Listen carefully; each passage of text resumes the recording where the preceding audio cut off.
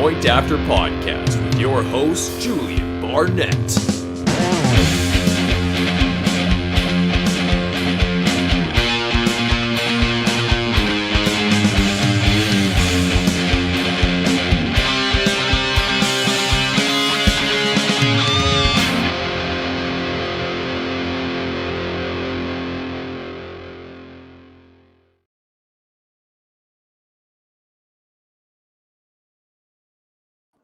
Welcome in to the Point After Podcast.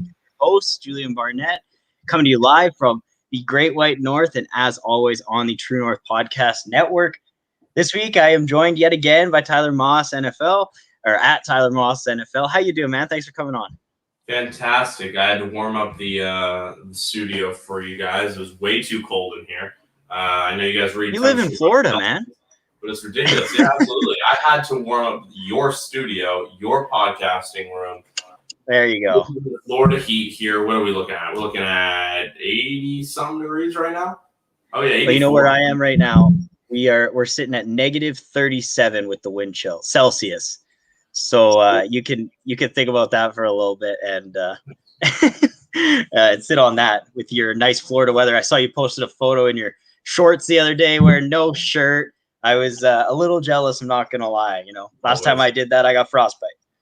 Jeez, yeah. Well, we have that freedom here in the great state of Florida. However, we do not go outside during the months of August and July. So, I give you that. One thing I can't give you is Ramondre Stevenson as the RB7 here on this list, but it's okay. We'll get to it. I'll cry about it later. We will get to there. You know, I pulled these ADPs off of fantasydata.com, and they are a little bit iffy in terms of who we have there, but this is the consensus at this point in the season. So that's the way we're going to roll with it. So basically what's going to happen today, we're going to break down we're going to hope to try and get to, the consensus top 10 running backs. If we don't get there, we'll get to 8.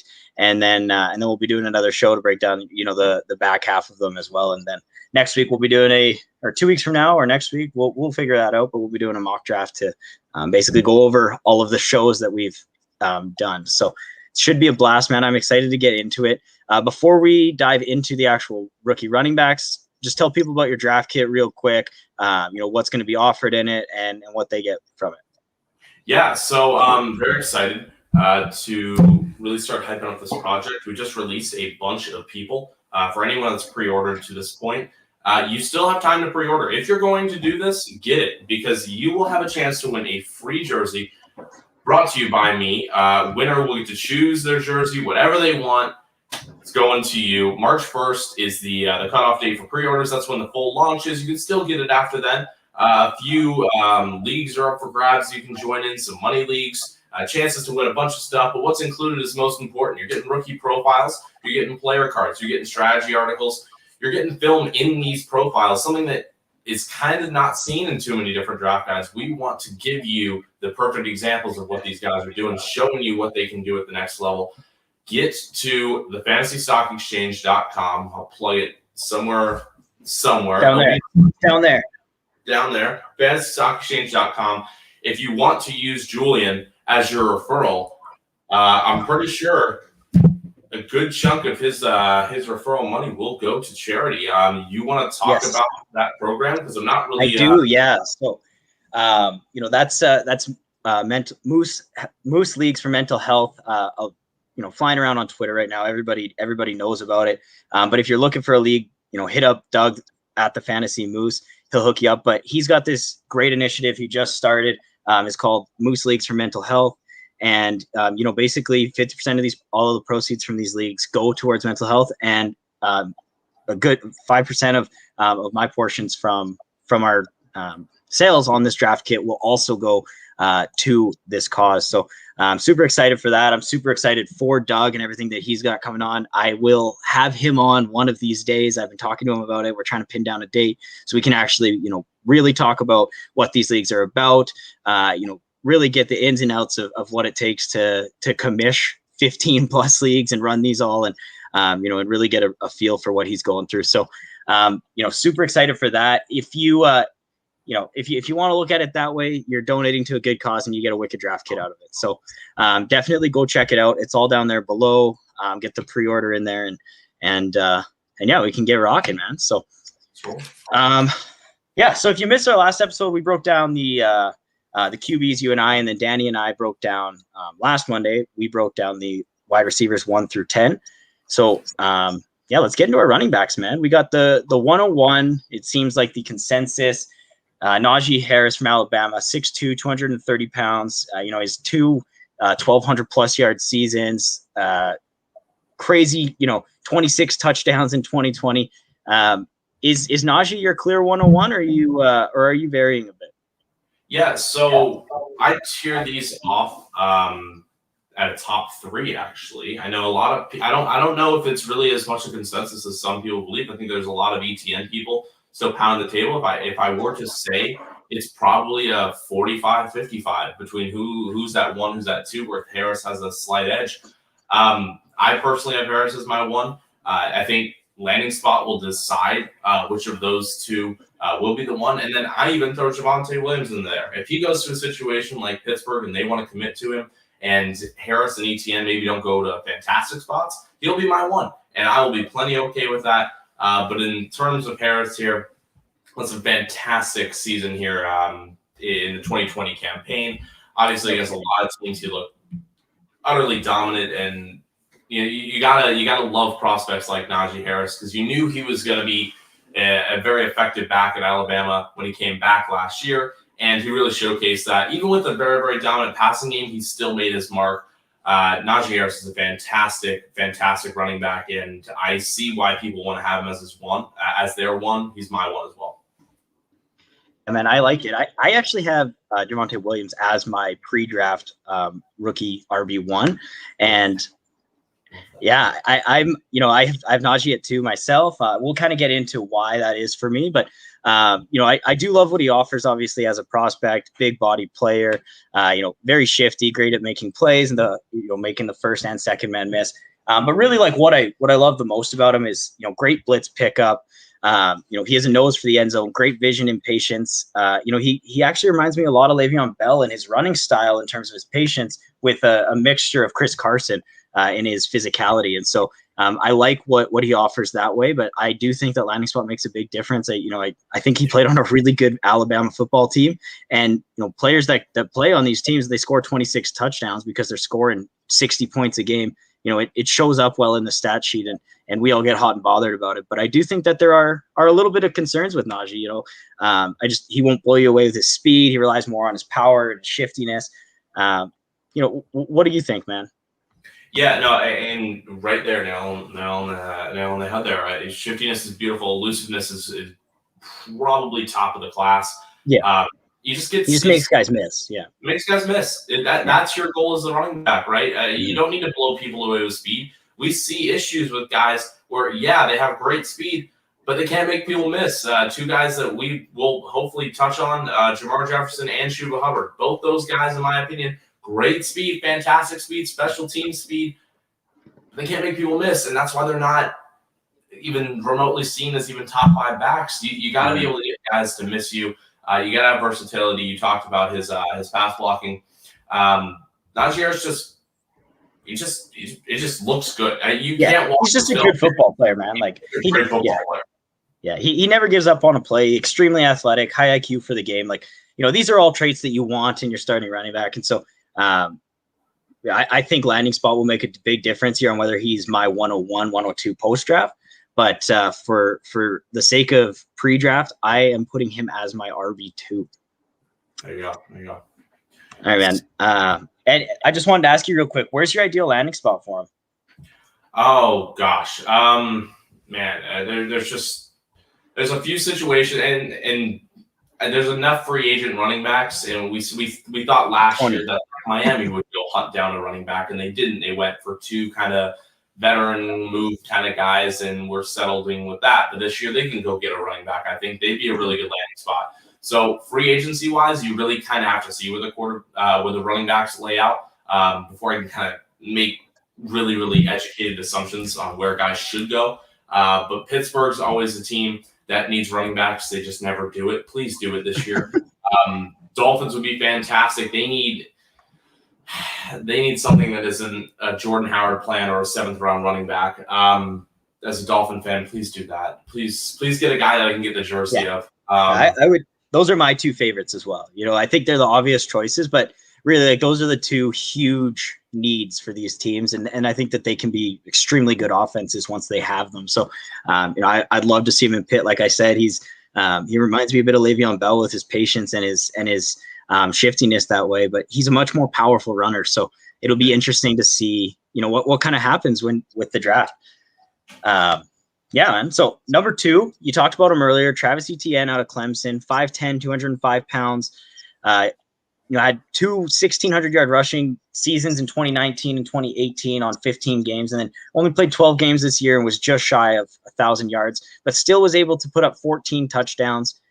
Obviously he was actually much better in his 2018 and 2019 campaigns in terms of yards per carry, touchdowns. The only thing that he really saw more of an increase in as he progressed was his involvement in the passing game. Seeing 48 receptions in 2020 versus 37 in 2019 and 12 in 2018.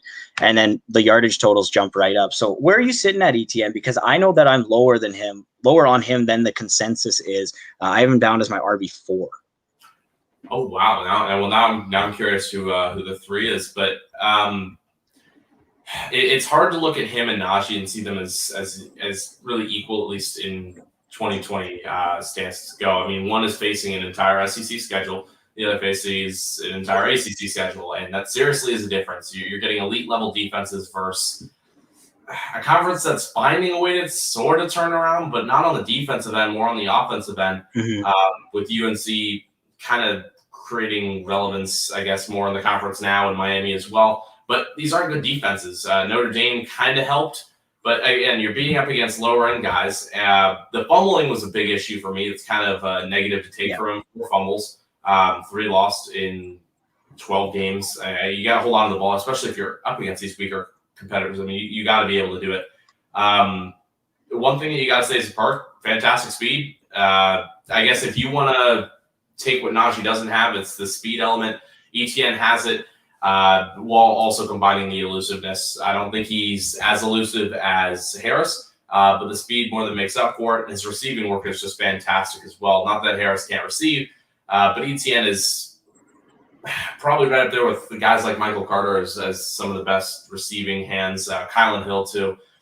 Some of the best receivers in this class. I like Etienne. He is my RB2 at the moment. Again, landing spot's going to decide my top 3.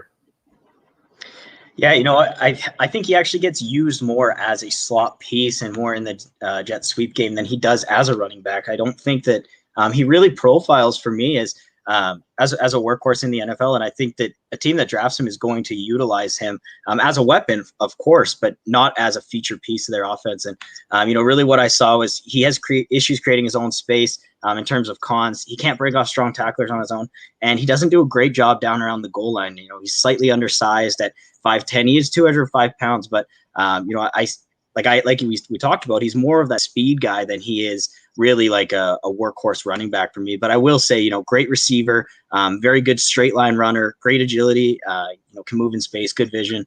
And yeah, you touched on it earlier, like great pass catcher. And he's got good blitz pickup, and he's a smart player. So I do think that he has a bright future in the NFL, but I'm just not as high on him in terms of fantasy as the consensus is, because I think that he is a little bit one-dimensional. I think he is like a bit of a stronger, just a running back, right? Or as a receiver.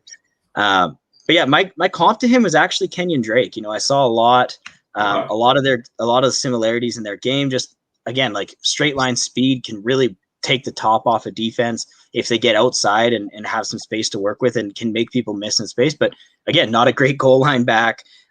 It doesn't create a whole lot of space for himself.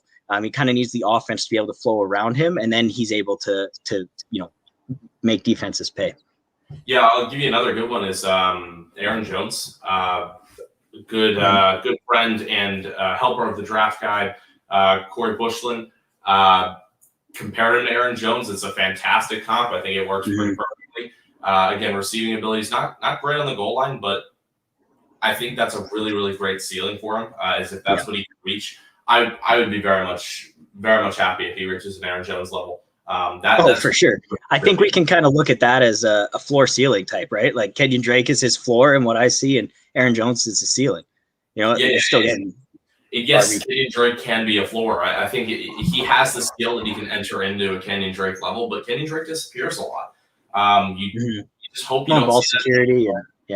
ball security. And he's not involved in the pass game either, which is a little bit iffy. But it's not that Kenyon Drake can't catch; it's just that they don't utilize him that way in Arizona, and they didn't utilize him that way in Miami either. So it'll be interesting to see, like if Etienne goes into a situation that doesn't utilize him as a pass catching back, I have some serious concerns about his fantasy outlook.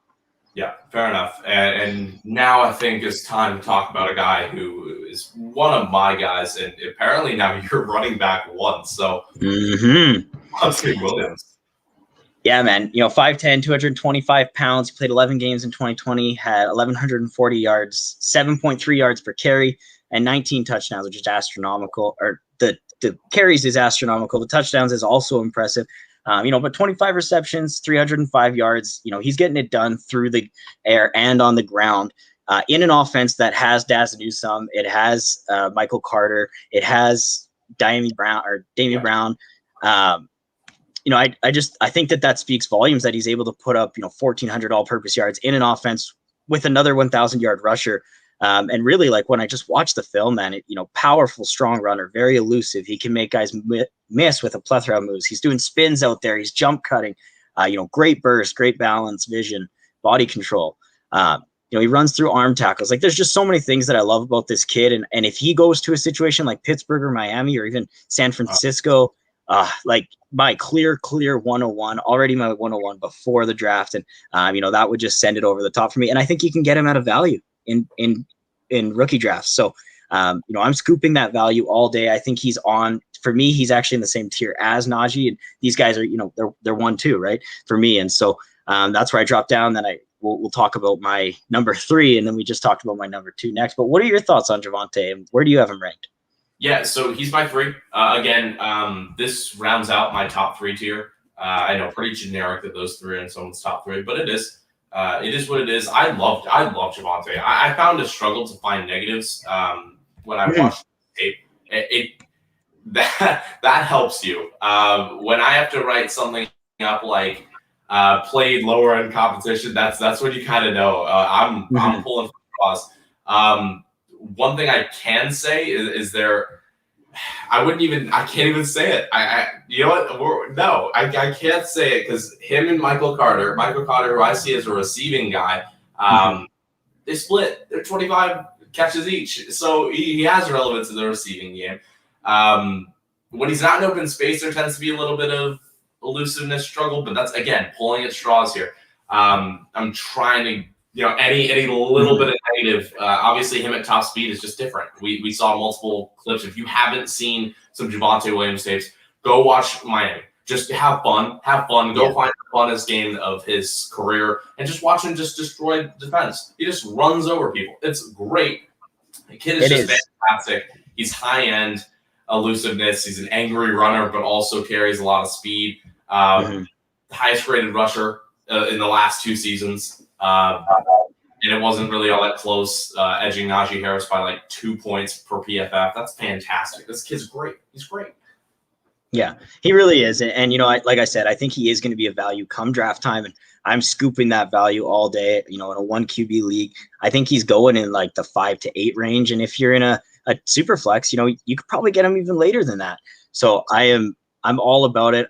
Like you said, there's not a whole lot of cons. The only thing I have is that he's a little bit slow from time to time. And, and I don't even think that's very true. I think it's more just patience. Like he's waiting for these holes to open up. So I really don't see a whole lot of cons. I got to watch, even more film in order to find some, because I believe that no player is perfect. He's not going to go into the NFL and be perfect. So there obviously is going to be some kind of cons. It's more just digging in even deeper and trying to find it. But at initial first sight, I love this kid. I'm all about him. And yeah, do you want to talk about his teammate now? Yeah, we can jump into Michael Carter. I actually just finished writing him up a few days ago. He's fun. He's a fun guy. So when you kind of look at these 2 UNC guys, you got to take them both together as much as you take them apart. Just Javonte more in the power running, but Michael more in the receiving. But then it's hard because Javonte had 25 catches too. So they both split that. Carter, a lot less attention than his running mate, Javonte Williams. But the kid's still fantastic. He's got special team speed. He's absolutely electric. He was the return man for UNC. The kid's a bullet. He will run away from you if you can't get a hand on him. I have clips in our draft guide of him playing Miami. Yeah, go watch the Miami game. You just watch the whole thing. UNC just destroys them. And they do it with the ground game. The kid has great footwork. He's got this high-end receiving ability that you just love. He's in demand now in the NFL. And then his ability to return and provide value in multiple different assets for our team is going to get him on the field. It's going to get coaches wanting to put him out there more. And that helps your fantasy implications. You want guys that are getting on the field. Michael Carter, very, very, very good talent. He's a bullet. He's so fast. Yeah, he really is, man. And I'm actually a little lower on Michael Carter, and it's not actually really that much of a testament to him. It's that I like a lot of these other guys, and I think that he profiles as more of a speed back, more of the type of guy who's going to be on special teams. He's going to be returning kicks, but really is more of a gadget guy on the NFL team. It's really interesting though. 156 carries in 2020. And that's one less carry than Javonte Williams had. He rushed for 100 yards more, hit 8 yards per carry, but he only scored 9 touchdowns versus Javonte's 19. So I think, like, in terms of which one of these guys is going to be the fantasy asset to own, it really could come down to landing spot. But ultimately, my pros and cons for the guy is, he's much shiftier back than Williams, very athletic, good hands, great burst and acceleration, great vision, and a great one-cut running back, which are all fantastic things as a kick returner too. But as a running back, I think he lacks power and running strength. He's undersized at just 5'8", 199 pounds. Lacks good pass pro ability. We saw Williams in there a lot in those situations because Carter just wasn't able to do it. And then also has difficulty creating plays for himself, right? We talked about how he's a great one-cut running back and can hit a hole and is so freaking fast. But, when he gets himself and he's going to make a guy miss, he gets caught a lot. So those are kind of my concerns. I have him down as my RB7 actually in this class pre-draft. So I'm a little bit lower on him than obviously consensus is. But, again, I do think that there's a lot of talented backs. And I was saying this to a couple of the guys in one of my home leagues. Like, I'm a little bit off of this class in terms of what you're going to get, simply because I just don't think there's that much opportunity in the NFL. So I think these guys are really talented players, but I just don't think that, with the exception of maybe 2 or 3 guys, we're coming in and getting a whole lot of volume. And that's my concern, but I'm still buying these guys as prospects because they're going to be able to, step in and produce in a year or 2 from now, rather than, I don't think it's this year that a lot of these guys are really breaking out, but that doesn't mean they're not talented football players. Yeah. So if you're a familiar follower, I guess, of my content, the number one thing I want in my running backs is the ability to pass block. Yes. It's crucial. It gets you on the field.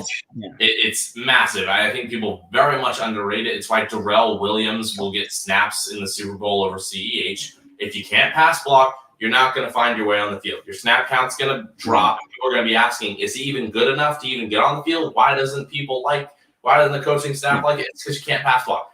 So one thing I will say about Michael Carter is there's an effort. There's a clear effort every time I watch. He's trying to find someone to put hat on helmet, but he just doesn't have the ability. He doesn't have the strength to. He doesn't have, I guess, the necessary tools. And yeah, it's developing. What I want when I look at my pass blocking tape is I just want to see effort. That's number one. If you have the effort there, coaches can teach you most of the rest. But I want to see the effort. So he has that. But it's just, if you're a third down specialist like he kind of is, to get the first and second down opportunity and to really actually get more third down opportunity, is you got to pass block. Sure, you can catch it out of the backfield, but you got to be able to pass block too. It's all a part of the receiving game for running backs, and he just needs some serious development. If you do check out the draft guide, guys, just there's a film clip, you'll see it. It's just Boston College. It's just a horrible read on his end. His quarterback's getting sacked before he even finds anyone to touch. It's just there's some clear development that needs some help. Michael Carter is probably my biggest flaw for him currently. Well, and I mean, you touched on it, but the best part about that is those are coachable mistakes, right? Effort, intangibles, those things, if you got that, you've got it, right? You can't coach that kind of stuff, but what you can coach is pass blocking. You can coach somebody how to catch the ball.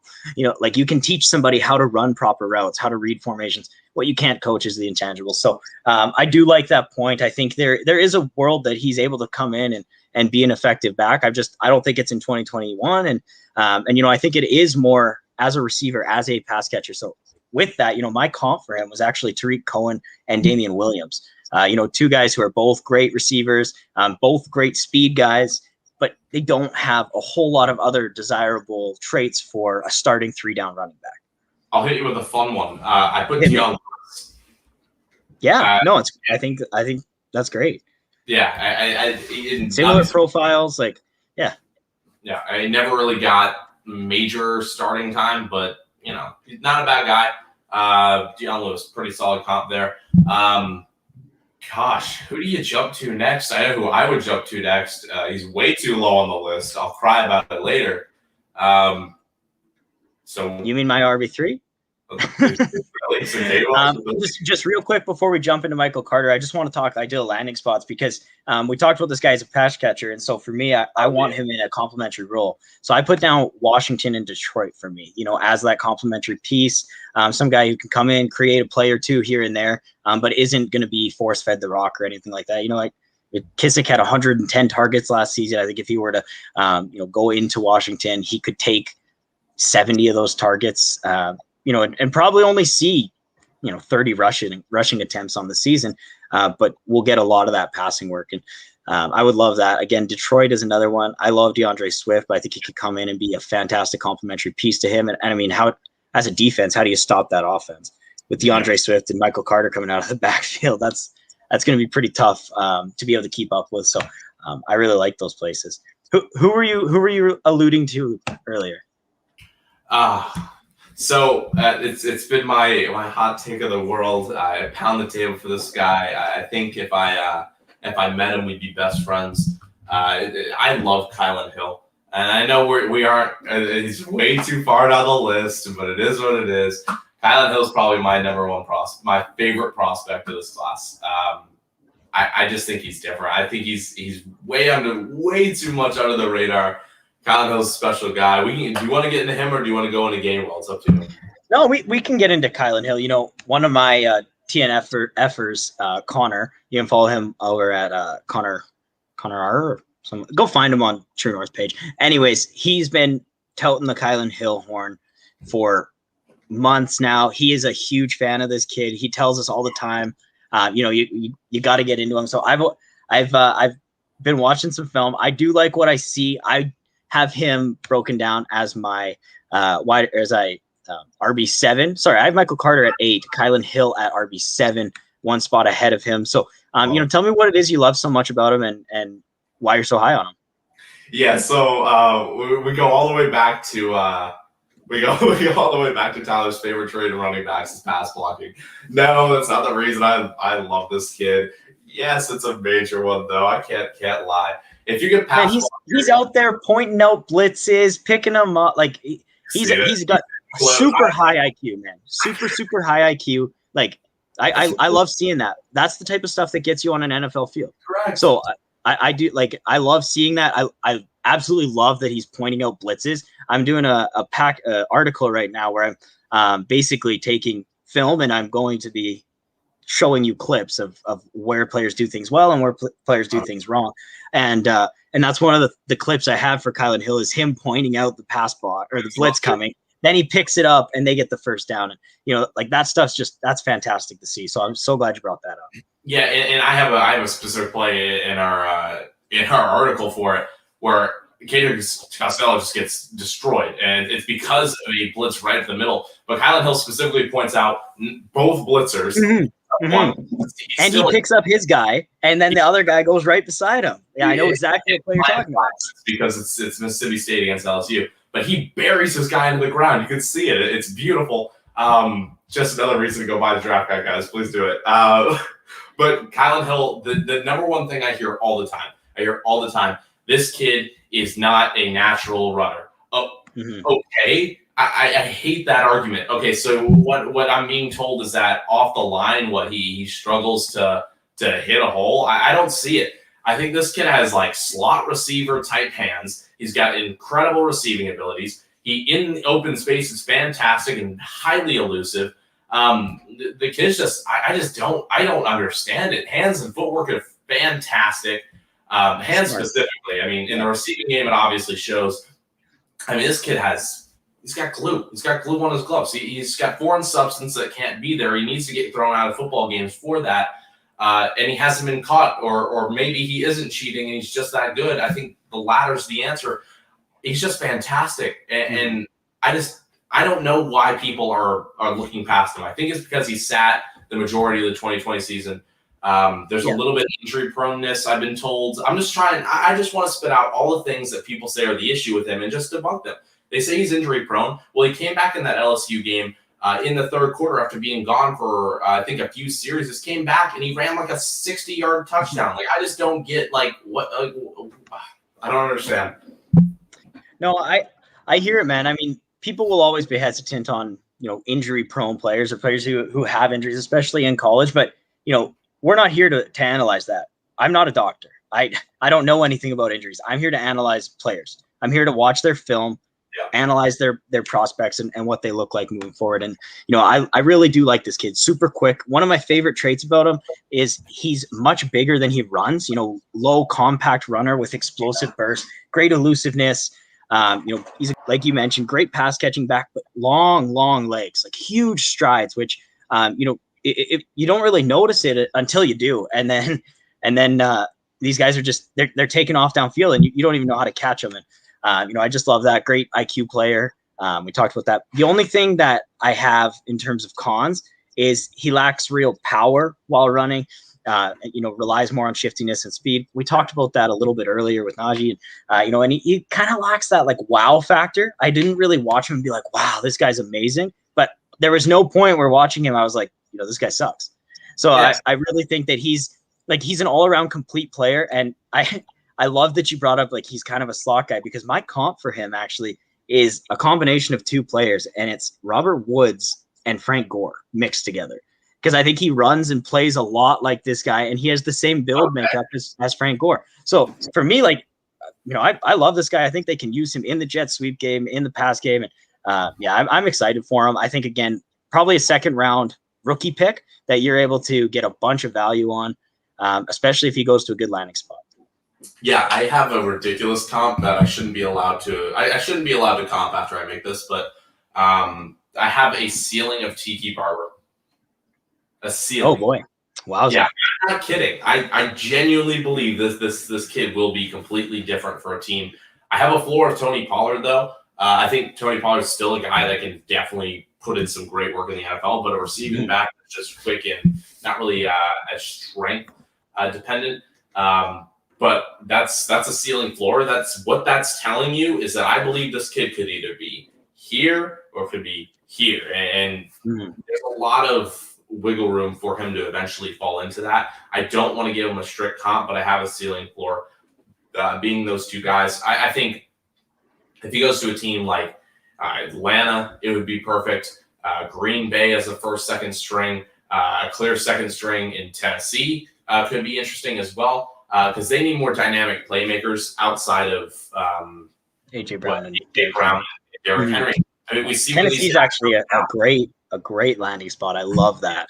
When these guys go down, it's like the offense is just dormant. It's non-existent. They need a guy that, Kylan Hill can rush the ball, but he's not. He will be one of the few guys in this classes that if he goes behind Derrick Henry, he's not behind Derrick Henry. He's behind whoever the slot receiver is too. Yeah. He'll be in the slot. He'll be running two running back sets where Derrick Henry's right there, and so's Hill. Where I believe Hill could block in front of Henry if need be, but also can be used to break out and run routes.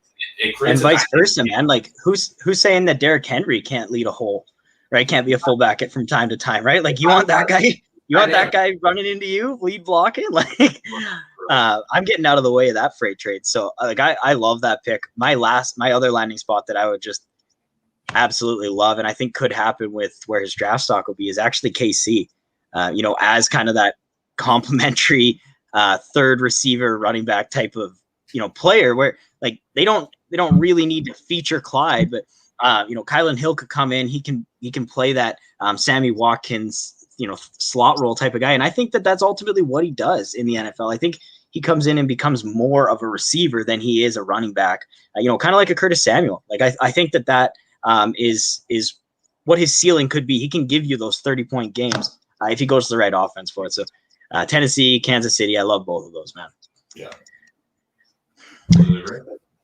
All right, man. Let's get into my RB3 because I know this is a little bit controversial, but it's Kenneth Gainwell out of Memphis, 5'11", 195 pounds. He opted out of 2020, but in 2019, he had 14 games, 231 carries, 1,400 yards, 6.3 per carry, 13 touchdowns, and 51 receptions, which is like, that's what I love is that reception total.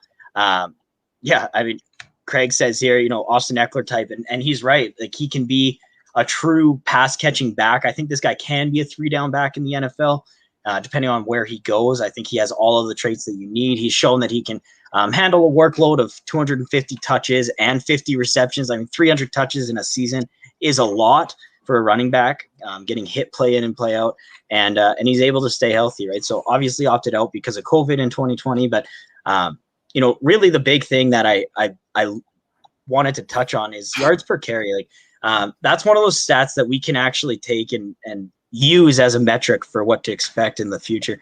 Running backs that average less than 4 yards per carry, especially in college, I want nothing to do with. Like, I just don't, because like that just means you're grinding play in and play out, and you're not really producing any big plays. You can get up over that 5-6 range. That means that you're a running back who can make a big play. And and then when we see players who get up into like the 8 range, that speaks volumes to what they're going to be able to do at the NFL level. So I love seeing that 6.3 yards per carry on 230 carries. That's just remarkable. Where do you have Gainwell, man? Yeah, so another Memphis running back that we need to depend on receiving abilities. I can't say I'm ridiculously low on him. I have him at 7. Again, now I have the next 4 tier. We already talked about Kylan Hill. We talked about Carter. Gainwell's in there, and then I have one other guy that is not on this 12. Very sad. But I have grades on every single one of these guys, so I'm seriously just lining it in where they kind of fall. Gainwell is tied for 6th here with, and I'll just go ahead and drop it, Khalil Herbert. He's tied for 6th with Khalil Herbert. Khalil Herbert, outside of age, fantastic guy. But that's going to be my Keyshawn Vaughn that I was ridiculously high on last year because he could pass block, and things went north. About it.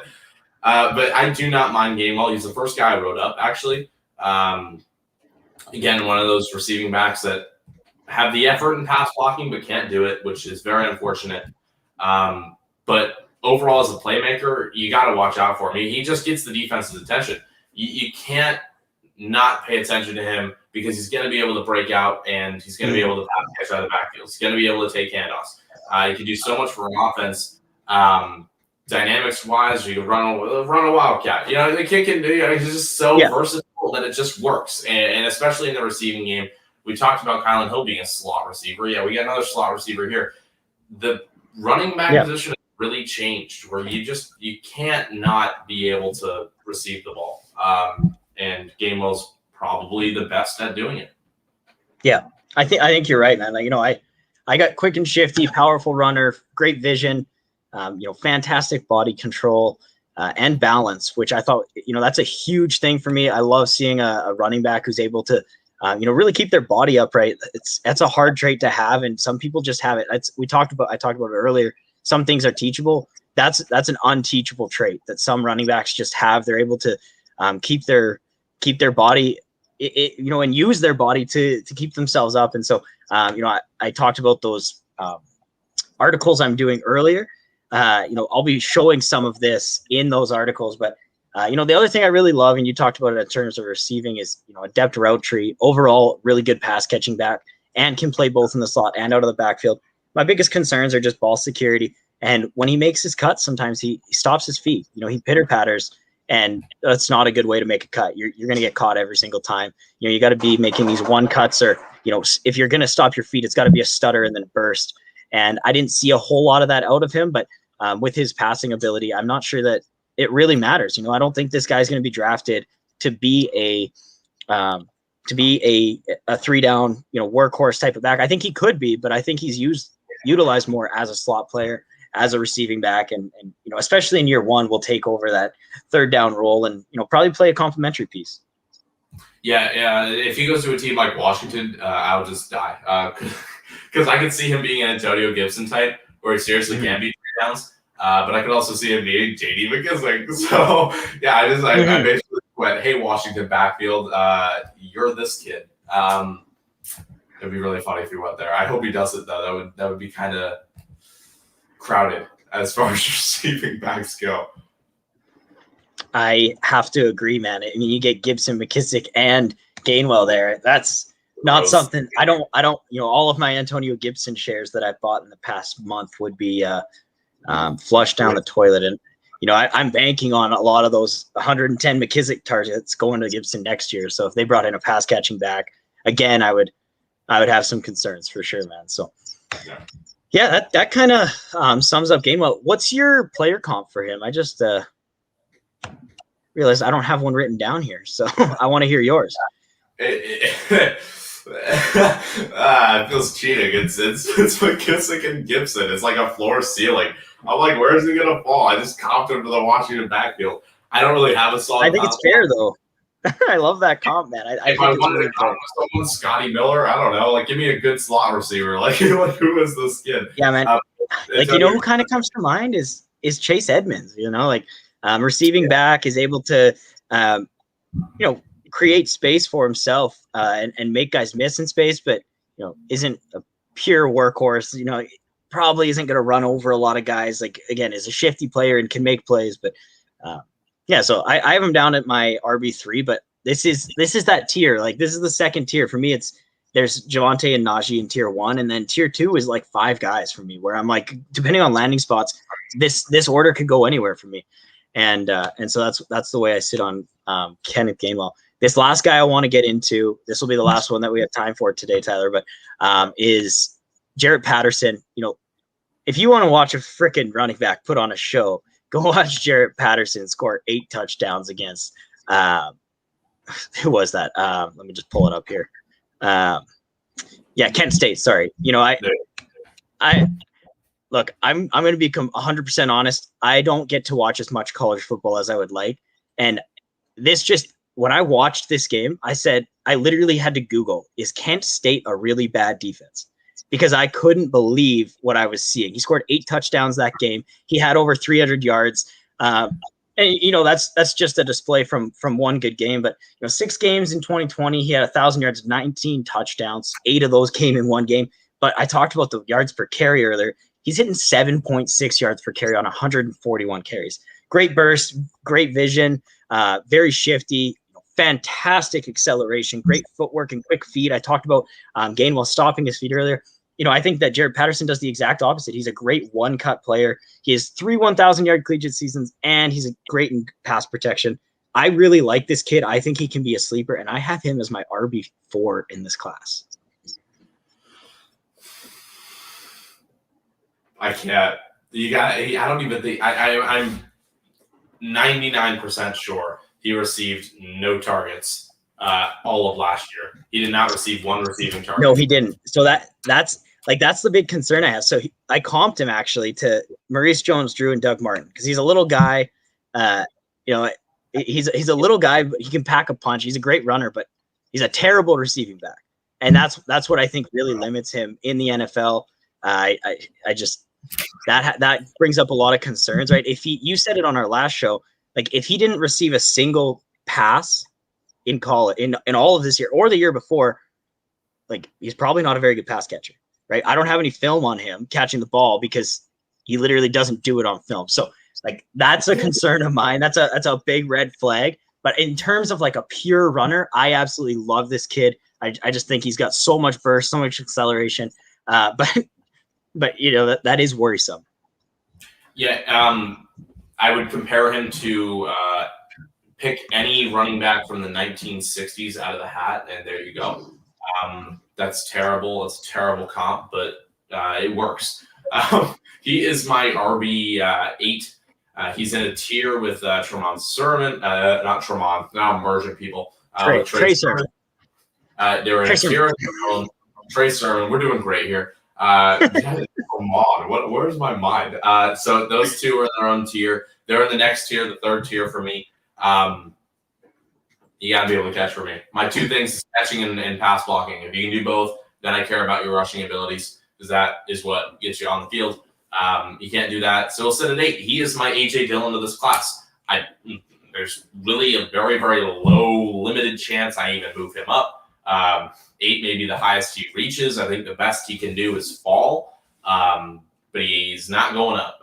Running back 8 is where I'll stick with him. I was low on A.J. Dillon last year for the same reasons. It's just a running back. A.J. Dillon was just cement. He runs through cement. How are people high on him right now? I don't even get it. But Jared Patterson, I guess, is my comparative to last year's draft A.J. Dillon, where it's just I can't really raise him any higher because you just run. You're not Derrick Henry though. So I can't. I just doesn't work for me. Some people who work for that's fine. He's my RB8. I don't see him going any higher than that. Yeah, I like I said, I do have some concerns, and those big ones are, like I said, I'd like to see him create some of his own plays. Most of his big gains are coming where he's got a huge offensive line and or a huge hole in the offensive line and is able to use that burst and explosiveness. So, my actual landing spot that I want to see him go, that I think gives him the most fantasy success, is to Tennessee.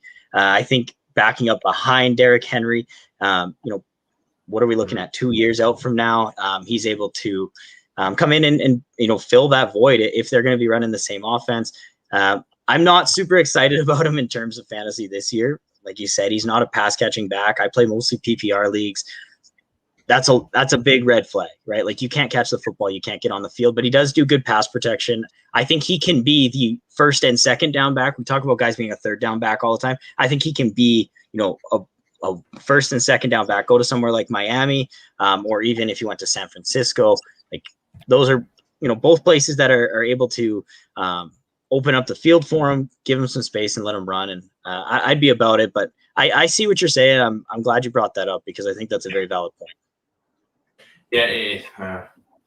But hey, man, I mean, that's why we're here, right? Everybody's got different opinions, and I'm just excited to throw it out there. And, I talked about this, sorry, before we go, man, I just, last year when I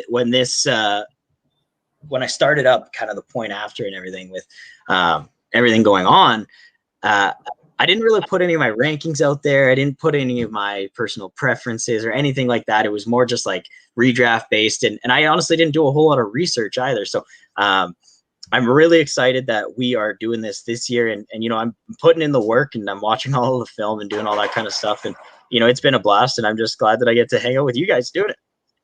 Yeah, had a lot of fun with it. We still have a mock draft coming up, that's when it's going to get real heated. You put me and Danny in the same podcast. We don't like to do it too often. It tends to cause issues, but we will sit here and argue, and it will be electric content. If you don't show up for that, I don't know what you would show up for, because that's just like me and Danny going after each other. That's why we keep things separated, but that one we're going to put each other together. It's going to create some kind of content. I don't know if it'll be good, but it'll definitely be. Well, it'll be entertaining at least. And I'm super excited for it because I've had a blast just recording with you and Danny and everything that you guys got going on over there at the Fantasy Stock Exchange as well. So, yeah, man, thanks for joining me today again. I really, really appreciate it. Before we go, I just want to give a huge shout out to our friends over at Viridian Global. You can find all of our gear on there for the True North down below there, viridianglobal.com. You can find it all. Go under the TNFF page and you can find all of our True North gear, as well as my Point After podcast. We just got hats on there, toques on there, the whole nine. So, and up until Actually, that might be done now, but they did have a Valentine's Day special on where it was free shipping worldwide. So definitely get in there, go check it out. Huge thanks to those guys. And then, of course, Dan Made Graphics, who does all of my graphic work to make this look all nice and pretty. I couldn't do it without you guys and Smokey at the Smoke Show. Go check out his podcast. He did the intro and outro music for me. So huge thanks to you guys, and I really appreciate it. Tyler, before we jump off, one last time, tell people where to find your podcast and your draft kit. Gotcha. So I currently am just working under contract with people. There we go. If you're a show or podcast listening in, needing a little help, maybe when it comes to building a website, getting content on that website, getting people to work under you, anything like that, I'm contract for hire for. I will help you put together a website. I'll help you get people to work under you. I'll put together some content-based stuff. So right now I'm doing draft guides for people and pouring out my heart into these prospects for certain channels. So I'll be doing that. But really just free-flowing content. I'm looking to help out any company that needs my assistance. Reach out to me at Tyler Moss NFL on Twitter or tylermosshb5@gmail.com. Would love to hear from you. Please check out my current project right now at the fantasystockexchange.com. We've got a large draft guide cooking right now. Use the referral code for Julien, and a good bit of his profits will go to a charity we talked about it earlier. Plug in a second. Go back and watch it. We talked about it. Absolutely. Go back to the beginning.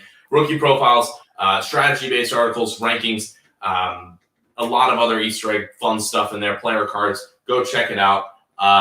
Would mean a lot. That'll do it for me. I'll quit my rambling. All right, man. And just lastly, right before we get out of here, I just want to give another huge shout out to Monkey Knife Fight, our sponsor for this episode. Monkey Knife Fight has all different kinds of sports betting and prop bet games, more or less. All different sports. You got NBA, MLB, NHL, and football, but obviously that's over now. And they're evolving into the golf world and the UFC world and whatnot. So definitely go check it out over at monkeyknifefight.com and use promo code TNFF to get $50 matched up to your first deposit. Boom. I said all that without reading anything. I'm really proud of myself. All right, buddy. I am going to get this outro going. I appreciate you coming on, and I hope you have a fantastic evening, man. Yeah.